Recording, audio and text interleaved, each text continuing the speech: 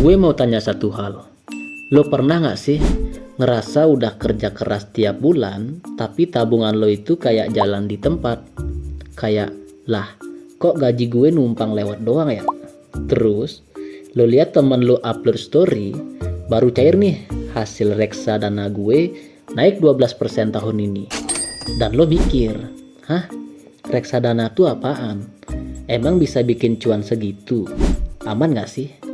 Nah lucunya, sekarang banyak banget orang yang udah mulai investasi, tapi nggak ngerti mereka sebenarnya lagi main di dunia apa. Dan yang paling menarik, sebagian besar dari mereka mulai dari satu tempat yang sama. Bukan saham, bukan kripto, bukan juga emas, tapi reksadana. Karena disinilah banyak orang pertama kali ngerasain rasanya duit kerja buat mereka. Jadi di video ini gue bakal bongkar tuntas apa itu reksadana, gimana cara kerjanya, kenapa banyak orang yang mulai dari sini, dan apa yang harus lo lakuin biar nggak nyesel di kemudian hari. Siap? Mari kita mulai. Kalau lo baru mau masuk ke dunia investasi, reksadana itu ibarat kolam renang yang dangkal. Lo bisa belajar renang tanpa harus takut tenggelam duluan. Alasan utama orang mulai dari sini simple, yaitu gampang banget dan bisa mulai dari nominal yang kecil. Sekarang lo bisa mulai dari 10.000 aja lewat aplikasi kayak Bibit, Bareksa, atau Peluang. Bayangin bro, 10.000 harga kopi susu aja lewat. Dan yang bikin orang ngerasa aman karena reksadana dikelola oleh profesional. Lo nggak perlu mantengin grafik saham tiap jam karena udah ada manajer investasi yang ngurusin. Tapi di balik itu ada alasan yang lebih penting. Reksadana dibuat biar orang dengan modal kecil bisa punya akses ke pasar modal yang besar. Lo punya uang 100.000, nggak cukup buat beli satu lot saham BCA. Tapi lewat reksadana, lo bisa nebeng invest ke saham-saham besar kayak BCA, Telkom, Indofood, atau Unilever. Intinya, lo kayak punya tiket VIP ke dunia investasi, tapi kayak bayar ekonomi. Dan karena semua diawasi OJK, banyak yang ngerasa ini adalah investasi paling aman buat pemula. Oke, sekarang kita bahas sebenarnya reksadana itu apa sih? Gampangnya, reksadana itu kayak patungan investasi. Lo, gue, dan ribuan orang lainnya kumpulin duit ke satu wadah. Terus uang itu dikelola sama manajer investasi, orang profesional yang ngerti pasar. Mereka muterin uang itu ke berbagai instrumen kayak saham, obligasi, dan deposito. Sebagai gantinya, lo dapat unit penyertaan, bukti kalau lo punya bagian dari total dana itu. Nilai unit lo naik kalau kinerja portofolio naik, dan bisa turun kalau pasar lagi lesu.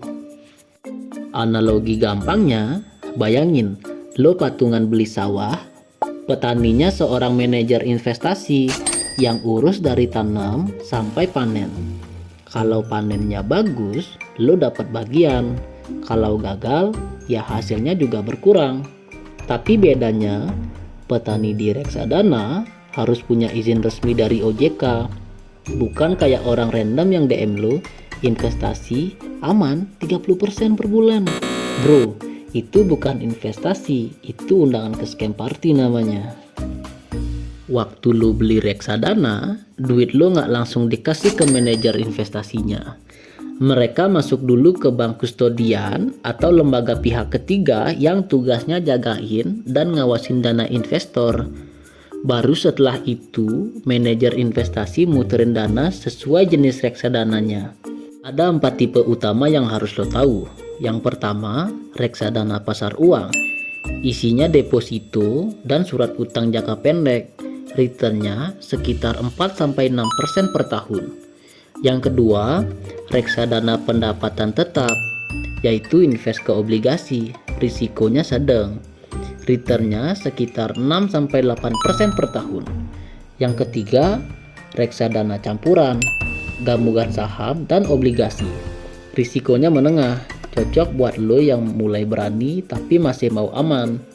Yang keempat, reksadana saham. Fokus ke saham perusahaan publik. Risikonya tinggi, tapi potensi returnnya 10-15% per tahun, bahkan lebih. Jadi lo tinggal pilih aja, lo mau yang tenang tapi lambat, atau cepat tapi siap mental pas merah 3 minggu berturut-turut. Nih gue kasih data biar lo kebayang realnya.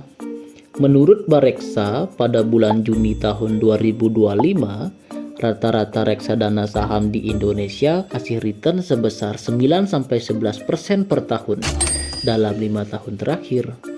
Kalau reksadana pasar uang, stabil di sekitar 5% per tahun.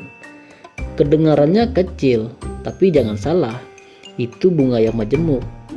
Kalau lo nabung 500.000 per bulan di reksadana saham dengan return 10%, dalam 10 tahun lo bisa punya lebih dari 100 juta, padahal modal lo cuma 60 juta.